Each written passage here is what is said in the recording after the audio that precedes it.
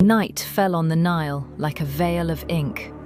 The village of Dendera whispered ancient legends as the wind carried the scent of dried papyrus and incense. Guided by a crumpled map inherited from a grandfather who always avoided looking at his own reflection in the mirror, Karim approached the outer wall of the ancient necropolis. Among the worn stones, the silhouette of the Temple of Hathor rose, a facade that seemed to hold the breaths of the world.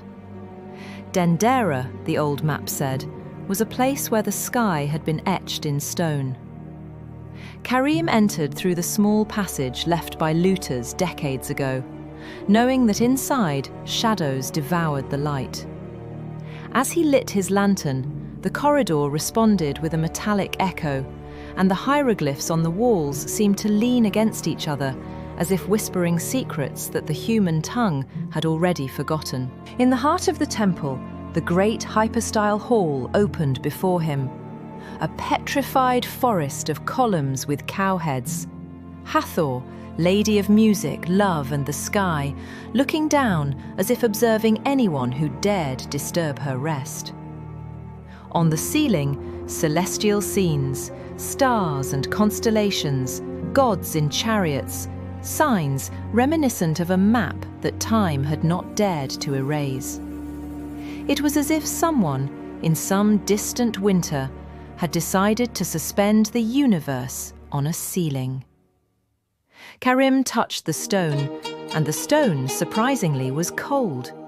Not from abandonment, but from silence. As he explored, Karim noticed a narrow passage spiraling down, a crypt hidden among the pillars. Modern excavations spoke of small rooms and storage areas that functioned as Templar archives. But something in that corridor had a different design. Handprints, almost like clay footprints, directed those who knew how to read them to the left. Karim followed them, and the corridor led him to a smaller, low-ceilinged compartment where a stone box lay, weathered by moss and time.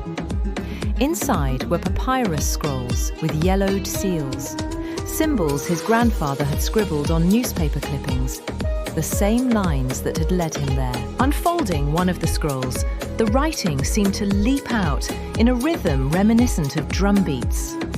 It wasn't just the names of kings or lists of offerings. There were diagrams, symbols that blended celestial figures and objects that, to modern eyes, resembled bulbs or lamps. Karim felt a chill run down his spine. In some of the temple's engravings, there are shapes that, when viewed without the bias of scholarship, resemble elongated bulbs with a thread or serpent inside. Images that over the centuries have generated rumours and theories about lost technology. These sensational interpretations made headlines and went viral. But serious scholars tend to explain the panels as religious symbolism linked to creation and divine light, not to electrical devices. Still, the mystery retained its power, and the shadows around Karim seemed to pay attention. A sudden breeze blew through the crypt as he unrolled another fragment of papyrus. There was a sequence. Names of rare gods, deities that appear only in that temple. 10 entities whose presence made sense only within that ritual context. They were minor gods, dead gods, spirits that the local liturgy commemorated on certain nights of the year. The papyrus described ceremonies that, if performed correctly, awakened the ceiling stone. A metaphor, the text said, for making the sky visible within the temple.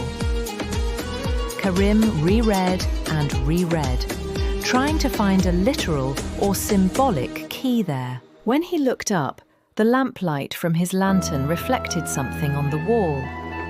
A high relief that seemed to depict a battle between night and a sun god. But there was also a circular scene, a celestial map. This famous circular representation, the Dendera Zodiac, was removed in the 19th century and is now in the Louvre in Paris. The piece had been the subject of heated debates among European travellers, antiquarians and scholars when it was removed from the ceiling. The contradictions of the past, violence, diplomacy, negotiations between collectors, echoed louder here, where the stones seemed to hold grievances. Karim left the papyrus open and, in doing so, discovered marginal notes written in Greek and Demotic, traveller's notes, sketches of instruments, and a small drawing of a man holding an elongated object that projected light. A sketch so modern it made his eyes widen. Was it a trick by a 19th century traveller trying to explain the inexplicable? Or a legacy of ancient rituals that used oils, lenses and fumes to create controlled light effects? Whatever the answer, it was clear to Karim. The temple was less a stone ossuary and more a living archive of layered thoughts. Technology, religion, astronomy and politics had intertwined here to form something that defies any simple classification. As he climbed back up the narrow staircase, the moonlight reached the tops of the pillars. Up there, the night seemed brighter than anywhere else. For a moment, as if responding to an ancient command, some stars on the ceiling seemed to shine brighter, an illusion created by the contrast between the real sky and the pigments that still retained their colour. Karim pondered the disputes over who owns the past. Those who remove artefacts to distant museums, those who demand repatriation, and those who, like his grandfather, prefer to keep secrets as a vow. He carefully rolled up the papyri. There were fragments the world needed to know, and others, perhaps destined to remain, whispered among the stones. As he passed through the wall via the same hole he had entered, he felt the night air like an embrace. Dendera remained silent behind him. On the banks of the Nile, on the other side of the temple, a bird broke through the sky, and the image of the columns stretched like fingers pointing north. Karim carried something more than papyri. He carried the feeling that mystery and knowledge are restless partners, and that some temples have always been collective projects to transform fear into understanding, superstition into a calendar, the body of the sky into a stone map. Upon arriving at the village, he paused and looked at the map his grandfather had given him. There was now a note of his own, a line drawn on the paper as if highlighting a secret that belonged not only to one family, but to all humanity. The temple teaches that light has a voice. Listen before trying to understand it. Karim smiled, knowing that Dendera's greatest secret was not the definitive answer to sensational questions about lost technology, but the place's persistent ability to make any visitor, for a few moments, accept the coexistence of doubt and wonder.